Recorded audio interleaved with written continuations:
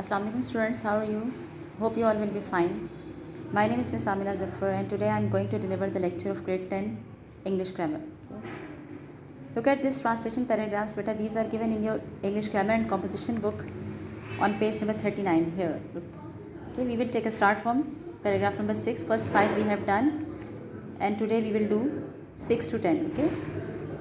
Okay ji, I have written just first line of Urdu sentence. You will read it from the book, okay, and then I have translated it. I will read it for you, the complete translation paragraph. Okay. एक कंजूस था, एक दफ़ा उसका बटवा गुम हो गया. ठीक है. There was a miser. Once he lost his purse. There were 100 rupees in his purse. He announced, "I shall give 10 rupees to him who finds and brings the purse to me." One day a farmer came to him with his purse. The miser searched out the purse. Assalamu alaikum students. There were exact 100 rupees in it. When the farmer demanded his reward, the miser said, "There were 110 rupees in my purse. Now there are only 100. You have already taken rupees. Taken? Okay. Second paragraph, Anarkali Lahore का मसरूफ़ तीन बाज़ार है. This is also given in your book on page number 139. Okay, I am going to translate it. Listen it. Anarkali is the busiest bazaar in Lahore. It is always crowded with people. Shops remain open till late at night. You can buy almost all kinds of goods from here. Some people come here to buy things, but many people come only for recreation. There are always many hawkers in Anarkali. They sell buttons, laces, needles, clips, and other goods of this kind. Some pickpockets also come to Anarkali. Beware of these pickpockets if you visit Anarkali.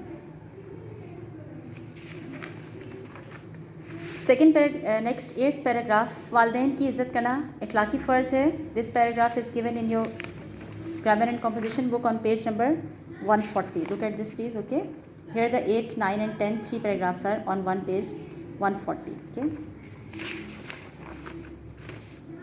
It is our moral duty to respect our parents. They take much care of us. They feed us. They give us clothes. Essays. ये assess हैं आपके लिए जो मैंने लिखे हैं. ठीक है, आप इसको एक्सटेंड कर सकते हैं. ठीक है, it's just N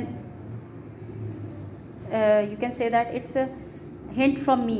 okay, that you have to write like this essays. Okay, if you want to write it more, you may write, because according to board exams, your essay is of 10 to 12 marks. Okay, and you should write maximum 1 to 1.5 page. Okay, मैं आपको read कर देती हूँ, आप उसको अपने words में ज़रूर लिखिएगा. ठीक है. A hobby is an activity pursued for pleasure or relaxation, but not as a main occupation. Hobby कहते हैं यानी कि मशगले को. ठीक है, ये एक वो मशगला, ये एक सरगर्मी होती है जो कि अपनी रिलैक्सेशन के लिए, अपनी सुकून के लिए, खुशी के लिए की जाती है. ठीक है, लेकिन ये आपका एक पेशा नहीं होती. Gardening is my favourite hobby. Gardening is my favourite hobby. बागबानी मेरा पसंदीदा मशगला. It is very cheap. ये बहुत सस्ता है एंड यूज़फुल हॉबी और बहुत ही फ़ायदेमंद है. ठीक है. I spend a few rupees on seeds and get fresh vegetables for my kitchen. ठीक है, मैं थोड़े से पैसे खर्च करती हूँ और बहुत सारी अच्छी ताज़ी सब्ज़ियाँ अपने किचन के लिए इकट्ठी कर सकती हूँ इस तरह. ठीक है. There is a small park in the compound of my house. एक छोटा सा बाग है मेरे घर के सहन में. I have grown flowers of different colors in it. मैंने इसमें मुख्तलिफ़ रंगों के फूल उगाए हुए हैं. They are very fragrant. बहुत खुशबूदार हैं. अच्छा जी. I sit in my park and enjoy the fragrance of my flowers. मैं अपने बाग में बैठती हूँ और फूलों की खुशबू से लुत्फ़ उठाती हूँ. I am very proud of my park. मैं अपने पार्क पर बहुत फ़ख्र करती हूँ. I show it to all those who come to our house. मैं उन सबको दिखाती हूँ जो मेरे घर आते हैं. Every one admire my hobby and along with my garden. और हर कोई मेरे बाग की तारीफ़ करता है और मेरे मशगले की भी. ठीक है. ऐसे the monsoon. In the first week of July, जुलाई के पहले हफ्ते में, the sky was heavily overcast and rain clouds swept over the sky. आसमान जो था वो बादलों से ढका हुआ था. ठीक है, और बारिश वाले जो बादल थे वो आसमान पर तैर रहे थे. Strong south westerly winds that blew over the Indian Ocean, यानी कि जो मगरबी और जनूब सिंध से जो ठंडी हवाएं चल रही थी बहरे हिंद पर, brought the monsoon clouds, वो मानसून के बादल लेकर आई, which caused a lot of rain, जिसकी वजह से बहुत ज़्यादा बारिश हुई. ठीक है. South westerly monsoon is refreshingly cool, यानी कि जो शुमाली मगरबी जो मानसून होती है बहुत ज़्यादा ठंडी होती है, and it brings relief to the gasping heat stricken people, और ये हब्स के सताए हुए लोगों को बहुत ज़्यादा सुकून देती है, ठीक है। सो इट डिड इन जुलाई, ऐसा ही जुलाई में हुआ। When the temperature rose alarmingly high, जब टेम्परेचर बहुत ज़्यादा हाई था। आपको पता है जुलाई में टेम्परेचर कितना ज़्यादा हाई होता है और सफोकेशन हब्स बहुत होती है। Newspapers carried reports of deaths by heat stroke और एग्जॉशन, यानी ख़बरों के अंदर बहुत सारे जो हैं वो गर्मी के सताए हुए और हब्स से जिनके मौत हो गई हुई थी उनके बारे में ख़बरें चल रही थी। And the death roll was mounting every day, और हर दिन मौत का जो एक रैंक था या मौत का जो एक कह लें कि स्केल था वो बढ़ता जा रहा था, ठीक है, यानी कि मौत की शरह बढ़ती जा रही थी। अ नाइट बिफोर, एक रात पहले, it had been oppressively hot and humid, एक रात पहले बहुत ही गर्मी और हब्स थी। It was a dazzling sunrise, यानी कि सूरज दहक रहा था। And the moist dew on the grass glittered in the sunshine, और जो घास थी वो सूरज की रोशनी में चमक रही थी शबनम की कतरों की वजह से। Surprisingly the wind Russell through the swing tops of trees that was splendid, अचानक क्या हुआ कि हवा चलनी शुरू हो गई और जो कि दरख्तों में से गुजर रही थी और बहुत खूबसूरत लग रही थी। The humid heat was gone in no time, थोड़ी देर में जो दहकती हुई गर्मी थी वो ख़त्म हो गई। We saw the rolling mass of black clouds across the sky, हमने काले रंग के बादलों को घूमते हुए देखा आसमान पर उड़ते हुए। There was a flash of lightning, अचानक बिजली कड़की। Quickly followed by a clap of thunder, और अचानक एक बहुत ही बड़ी गरज की आवाज़ सुनाई दी। Large raindrops began to fall, और बड़े बड़े कतरे बारिश के बरसना शुरू हो गए। द मोमेंट दे फेल, जिस लम्हे वो गिरे, द ड्राई अर्थ सक दैम, तो खुश्क ज़मीन ने उनको अपने अंदर जज्ब कर लिया। It was followed by heavy shower, और उसके साथ बहुत ही तेज़ बारिश शुरू हो गई। In the soothing shadows of dark clouds, यानी कि दिल को सुकून पहुँचाते वाले जो साए थे, घने साए दरख्तों के, ये बादलों के जो काले साए थे ना, उसने हमें बहुत ठंडक दी। स्ट्रीट्स पर टर्न इनटू स्ट्रीम्स, नदियाँ जो गलियाँ थी वो नदियों की सिम बहने लग गईं। दी हाई वॉल्स पर ड्रेंच, दीवारें जो थीं वो भीग गईं पानी से। The leaves of trees sparkled in Glee, और दरख्तों के पत्ते भी खुशी से लहलहाने लगे। लो लेइंग एरियाज़ वर फ्लडेड, जो निचले एरिया थे यानी कि जो ज़मीन से इनका नीचे लेवल था वो बह गए। The young and the old alike ran up, बच्चे और जवान जो थे वो सब दौड़ रहे थे। एंड डाउन द फ्लडेड, और वो flooded the street and ran up and down, यानी कि वो भागते हुए जा रहे थे बहती हुई गलियों में।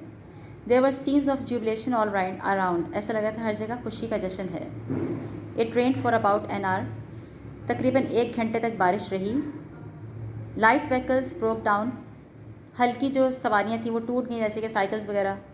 ऑन द फ्लडेड रोड्स, यानी कि उन बहती हुई सैलाबी सड़कों पर। Motorcycles slipped and fail in pools of water, motorcycle सवार जो थे वो सड़कों पे स्लिप हो गए। नो बडी फेल्ट सॉरी, लेकिन किसी को बुरा नहीं लगा। You know why? It doesn't rain every day, क्योंकि रोज़ तो बारिश नहीं होती। Does it? होती है क्या? नहीं ना, कभी कभी होती है, फिर लोग बहुत खुशी का समा करते हैं, ठीक है। ये आपकी असाइनमेंट है, write down an essay on my best friend, आपने माई बेस्ट फ्रेंड के बारे में ऐसे लिखना है, ठीक है। Then post it on the WhatsApp, okay. Take care and अल्लाह हाफिज़। They provide us with all these things which we need. They send us to school so that we may serve them after getting education. It will bring comfort to us. Okay. Paragraph number 9. एक दफ़ा दो दोस्त सफ़र पर रवाना हुए. Once two friends set off a journey. They promised to help each other in the time of distress. They reached a forest. They saw a bear coming towards them. One of them ran and climbed up a tree. His friend could not climb up the tree. He lay down and held his breath. Okay. Number 10. शहर आने से पहले हम गांव में रहते थे. We lived in a village before we came to city. We were very happy in the village. We got up early in the morning, washed our hands and face and offered prayers. Then we went out for a walk in the green fields. We slept under the shade of trees at noon. A stream flowed near the village. Its water was clean and cool. All right. Now come to these direct and direct speeches. I have prepared it for you. Okay. I will read. Listen it. First one, he says to me, I like mangoes. It's direct speech. Its indirect will be, he tells me that he likes mangoes. Okay. Number 2, she will say, I sing a song. She will tell that she sings a song. Number 3, I shall say to him, you are at fault. I shall tell him that he is at fault. Number 4, they will say to us, we play daily. They will tell us that they play daily. Number 5, you will say to him, you are wasting your time. You will tell him that he is wasting his time. He said to me, I am writing a letter. He told me that he was writing a letter. He said to me, I have written a letter. He told me that he had written a letter.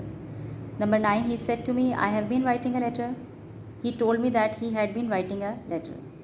Number 10, he said to me, I wrote a letter. He told me that he had written a letter. Number 11, he said to me, I was writing a letter. He told me that he had been writing a letter. Number 12, he said to me, I had written a letter. He told me that he had written a letter. Number 13, he said to me, I had been writing a letter. He told me that he had been writing a letter. Number 14, he said to me, I shall write a letter. He told me that he would write a letter. Okay. Number 15, he said to me, I shall have written a letter. He told me that he would have written a letter. Number 16, the teacher said the earth is round. The teacher said that the earth is round. Number 17, the religious leader said God is one.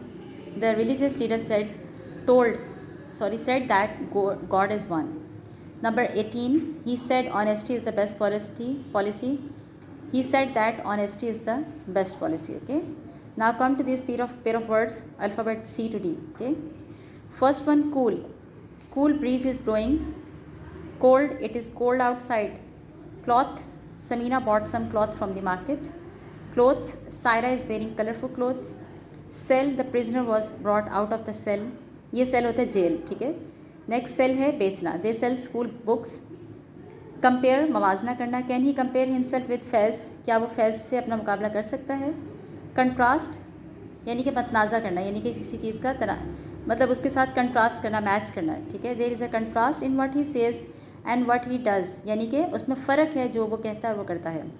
Device होता है तरीका. Zakat is a good device to help the poor, and यानी कि ज़कात जो एक अच्छा ज़रिया है, अच्छा तरीका है गरीबों की मदद करने का. Devise, we must devise ways and means to help the needy. हमें तरीके इख्तियार करने चाहिए गरीबों के और मददगारों के हेल्प करने के. Number 5, denied, he denied having told a lie. उसने इनकार किया कि उसने झूठ बोला. Refuse, Naima refuse to help Najma. Naima ने नजमा की मदद करने से इनकार कर दिया. Diary, what are you writing in your diary, तुम अपनी डायरी में क्या लिख रही हो. Dairy, Hanif bought milk from the dairy. Hanif ने डेयरी से दूध ख़रीदा. ड्यू होता है शबनम. Due drops fell at night, शबनम के कतरे रात के वक्त गिरते हैं. Dew, he could not come due to illness, वो इसलिए नहीं आ सका, बीमार था. Die, heroes never die, hero कभी भी नहीं मरते. Die, Rangana. Please die my shirt, बराए मेहरबानी मेरी कमीज़ को रंगो. डोज़ कहते हैं खुराक को. सॉरी, इस डोज़ का मतलब होता है ऊँघना. It is not right to doze in class, class में ऊँघना अच्छी बात नहीं है. डोज़ होती है खुराक जो आप मेडिसिन की लेते हैं. ठीक है. Have you taken dose of medicine, क्या तुमने दवाई ले ली.